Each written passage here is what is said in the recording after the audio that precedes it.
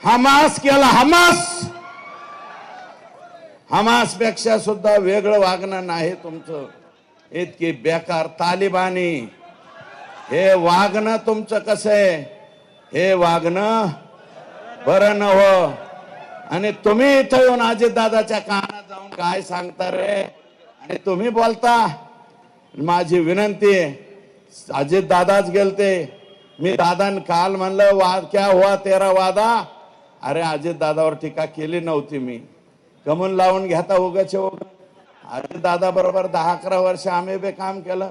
तो तसा माणूस नाही, पण जे घेरा घेतलाय अजितदादाला, सगळे यंड गंड मंड रंड अंड असले हे जे घेरा घातलेले हे लायकवान माणसं नाहीत असं मला वाटतं. अजितदादा जरा डोळं उघडून बोला, बघा खाली काय चाललंय ते. माझं म्हणणं आहे, पुण्यातलं बारामती तुमच्या मतदारसंघातले 100-200 माणसं पाठवा ना अजितदादा. 200 माणसं पाठवा दादा. महेश, माझं म्हणणं चूक आहे का? पाठवा ना. बीड जिल्ह्यात अजितदादा तुमच्या विश्वासातले माणसं पाठवा. तुमच्याजवळ प्रचंड लोक आहेत.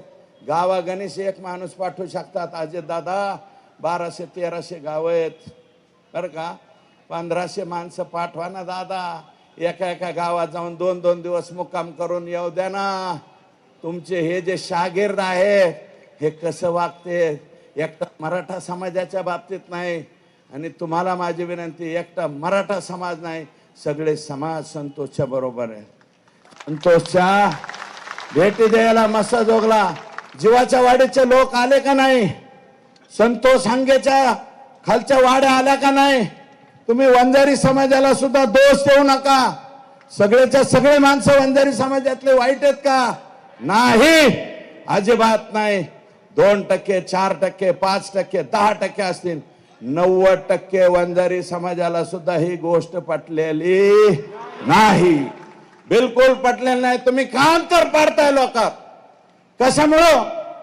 आणि मी तर काल म्हणलं ना, आज मी म्हणतो, एकच पर्व इथून पुढं ते 2 नेते आणि त्यांना मानणारे त्यांच्या समाजातले 10%, त्यांच्या समाजातले सुद्धा 90% आपल्या बरोबर घ्या.